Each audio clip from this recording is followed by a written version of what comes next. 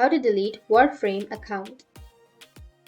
So if you want to delete Warframe account, then what you need to do is first you just need simply go with your browser, and on your browser you need to search for Warframe support. After searching for it, now you need to go with support.warframe.com. And here on the middle of your page you will have account support, so you just need simply go with account support, and here you will have how can I delete my account. So click on that option, and here if it says that if you wish to delete your account and remove all of your information permanently, you will need to contact customer support and answer a few security questions to verify that you are the creator of your account. So you need to just click on you can submit your request here. You need to click on here, and once you click there, you need to log in to access your delete page. So first you need to log into your account, enter your email and your password, or if you've created your account using your PlayStation, your Xbox, Nintendo, Apple or Steam, then you just need to simply go with these options, and then you need to log in and follow the steps and you'll be able to delete your account. It will directly take you to delete the account page, and you need to just answer some questions, and that's it. That's how you can delete your Warframe account. And if you have any questions, feel free to comment below.